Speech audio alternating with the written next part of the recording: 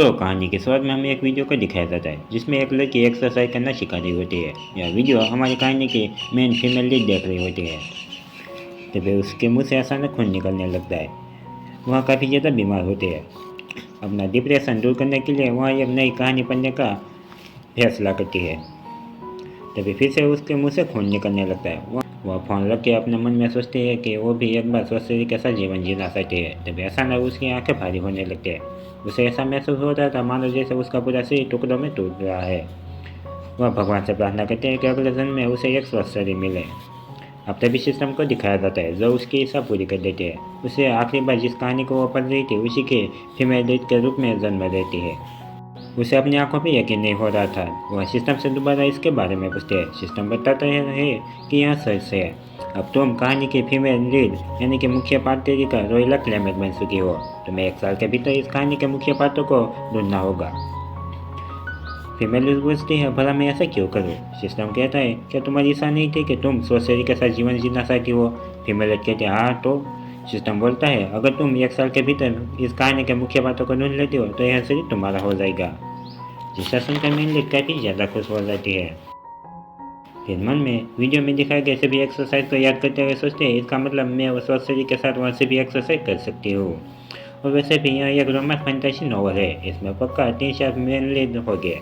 उनमें से असली मेन लीड को ढूंढ के मैं बहुत जल्दी स्वस्थ शरीर के साथ अपना जीवन आराम से जीऊँगी।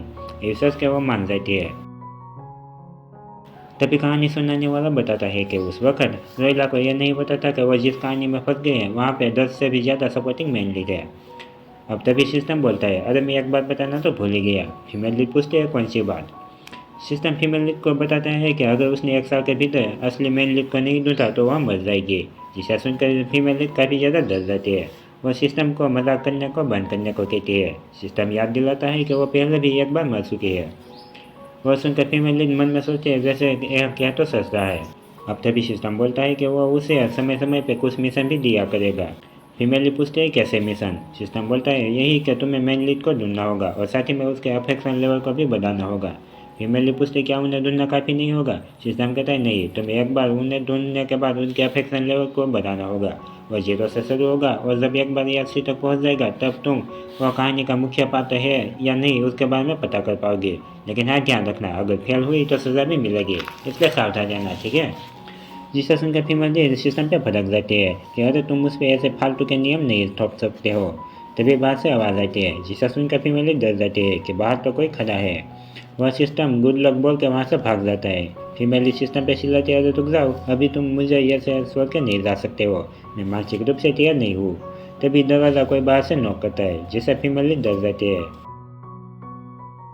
वह छुपने की जगह ढूंढने लगती है। इसी बीच गलती से बेड से नीचे गिर जाती है। तभी दरवाज़ा खोल के उसके दोनों भाई अंदर आ जाते हैं। एक का नाम इवान ग्लेमेट होता है वहीं दूसरे का नाम लुइस होता है। वह दोनों रोहिला को देखे हैरान हो जाते हैं। वह फीमेल लीड उन दोनों को नमस्ते बोलती है। अब अगले सीन में डॉक्टर रोहिला की तपास कर रहा होता है। पिता डॉक्टर से पूछता है कि अब रोहिला की हालत कैसी है। यह परिवार का मुखिया ड्यूक शेज क्लेमेट होता है। डॉक्टर बताता है कि यह बिल्कुल स्वस्थ है। मुझे हैरानी इस बात की हो रही है कि वह लगातार 1 साल से सो रही थी।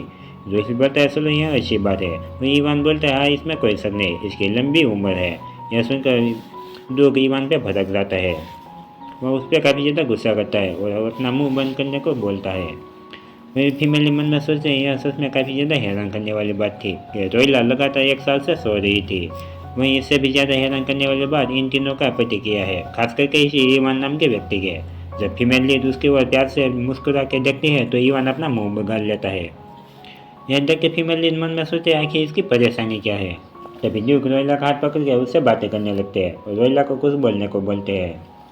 फीमेल लीड मन में सोचते हैं यह काफ़ी ज़्यादा खूबसूरत है।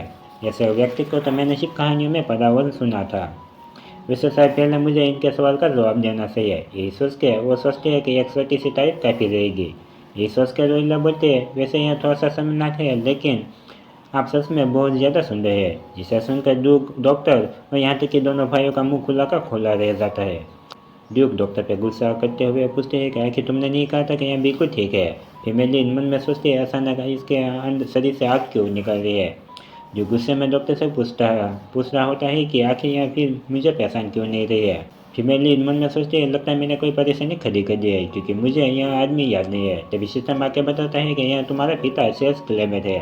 तभी फीमेल लीड पिता का हाथ पकड़ के बोलती है, पिताजी शांत हो गई है, मुझे गलतफहमी हो गई थी, क्योंकि मैं लंबे समय तक बिस्तर पर पड़ी रही थी। जिसे सुनकर ड्यूक और डॉक्टर हैरान हो जाते हैं। लुइस हैरानी से बोलता है, क्या उसने अभी सच में पिताजी बोला? इवान हैरानी से बोलता है, क्या सच में उसका दिमाग ठीक तो है ना? फीमेल लीड मन में सोचते हैं, आखिर अब क्या परेशानी है? पिता बोलता है, तो जैसा कि तुमने कहा कि ऐसा लगता है कि आप लंबे समय से सोए रहने के कारण कोई गलतफहमी में पड़ गए थे। पिता उसके सर पे हाथ रखते हैं। फीमेल लीड माफ़ी मांगती है। ड्यूक बोलते हैं, नहीं, मुझे माफ़ कर दो, क्योंकि मेरी वजह से तुम्हें गलतफहमी हो गई और मैंने तुम्हें परेशान किया है। फीमेल लीड बोलते हैं, नहीं, ऐसी बिल्कुल भी बात नहीं है। फिर दोनों भाइयों की ओर देख के बोलती है, ऐसा लगता है मुझे अकेले थोड़ी देर तक आराम करने की ज़रूरत है। ड्यूक मान जाता है। साथ ही में उसे दोबारा जागने के लिए धन्यवाद बोलता है। यह सुनकर फीमेल लीड को ड्यूक के अंदर अपने पुराने पिता की याद आ जाती है। उसे ड्यूक में अपने पुराने पिता दिख रहे होते हैं। अब सभी कमरे से चले जाते हैं। फीमेल लीड पुरानी बुरी यादों को नहीं सोचने के बारे में सोचती है। फीमेल लीड सर निशा करके बोलती है, तो अभी की स्थिति यह है कि मैं उस कहानी में फंस गई हूँ जिसे मैंने मरने से पहले थोड़ा सा पढ़ा था। फिर बहुत ही ज़्यादा खुश होते हुए बोलते हैं, मेरा सही, मुझे वह भंग जीता हल्का महसूस हो रहा है। फीमेल लीड खुशी के मारे उछलते हुए बोलती है, सिस्टम ने कहा था कि यह शरीर कमज़ोर है, लेकिन पहले के मुकाबले यह काफ़ी ज़्यादा अच्छा है। लेकिन तभी उसे याद आता है कि उसने तो केवल नोवेल का परिचय और पहला अध्याय ही पढ़ा है। फिर चिल्ला के बोलती है, अगर मुझे पता होता ऐसा होने वाला है तो मैं पूरी कहानी पढ़ लेती। अब हमें ड्यूक को दिखाया जाता है, जो याद कर रहा होता है कि कैसे पहले रोइला उन पर हमेशा चिल्लाया करती थी। हमें दिखाया जाता है, रोइला गुस्से में ड्यूक से बोलती है कि आप मुझे अपने आप को पिता कैसे कह सकते हैं? मैं कभी भी वाला प्रकट नहीं कर सकती हूँ, इसलिए सभी मुझ पर उंगलियाँ उठाते हैं कि मैं इस परिवार के लायक नहीं हूँ। कहानी सुनाने वाला बताता है कि रोइला 5 साल तक अनाथालय में बड़ा हुई थी और 6 साल की उम्र में उसे गोद लिया गया था। वह क्लेमेंट परिवार की गोद ली हुई बेटी थी। शेज ने उसे अपनी बेटी की तरह पाला था, लेकिन फिर भी पता नहीं क्यों वह हमेशा उससे नाराज रहती थी, यहाँ तक कि नौकरों को भी परेशान करती थी। और उस समाज में प्रवेश करने के बाद भी उन्हें दूसरों से घुलने मिलने में परेशानी होती थी। बटलर पूछता है, क्या वह मंदिर से संपर्क करे? ड्यूक मना कर देता है, क्योंकि उसे रुगेता की प्रतिक्रिया के बारे में जानना था। ड्यूक साई में अपना चेहरा देखते हुए सोचते हैं कि रोइला काफ़ी ज़्यादा बदल गई है।